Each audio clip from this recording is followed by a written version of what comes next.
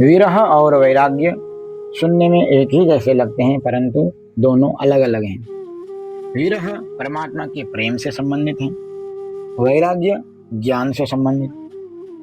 वैराग्य भी दो प्रकार के होते हैं। एक तो श्मशान वैराग्य, जो प्रतिकूल परिस्थिति के आने पर पैदा होता है, जो क्षणिक होता है।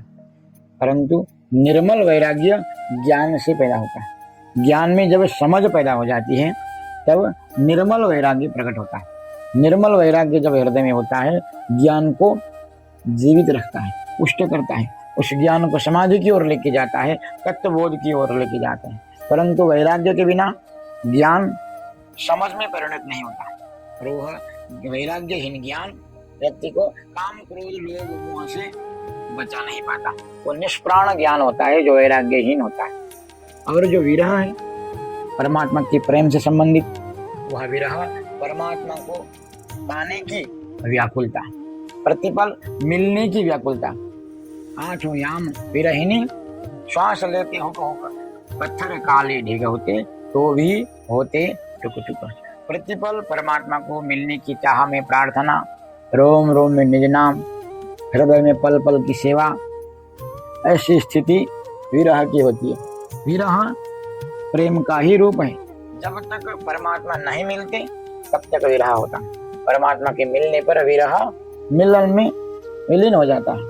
अतः परमात्मा को प्राप्त कराने का एक बहुत सुंदर भाव है, व्याकुलता है विरह। इसलिए परमात्मा को पाने का साधन ही विरह है। विरह में परमात्मा को व्यक्ति प्रेमी हर पल अनुभव करता है पूर्ण विश्वास के साथ। उसको विरह इतना प्यारा होता है कि उस विरह के बदले में उसको इस ब्रह्मांड की अनंत सुख भी कोई दे दे, एक क्षण के विरह के बदले में, तो भी वह विरह से ही प्यार करेगा। क्यों? विरह इतना प्यारा होता है। क्यों? विरह सीधे परमात्मा के साथ में संबंधित होता है। सुख और दुख तो उसने कब का छोड़ चुका होता है। अतः यह विरह जो श्री जी महाराज ने संकेत किया है, वह विरह प्रेम वाला विरह है। वह विरह परमात्मा से मिलाने वाला है। इंद्रावती के हृदय में अपार विरह इंद्रावती सखी के श्री प्राणनाथ जी महाराज के शब्दों में दिखते हैं।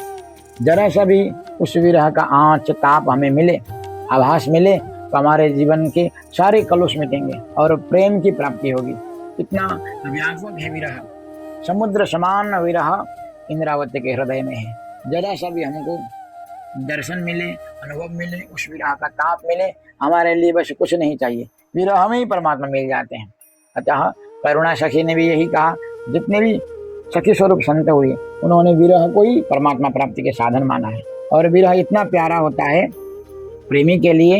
एता सुख तेरे विरह में, विरह तो हर पल तड़पाने वाला होता है, फिर भी मोहम्मद श्री प्राणनाथ जी कहते हैं एता सुख तेरे विरह में, विरह को सुख मानते हैं।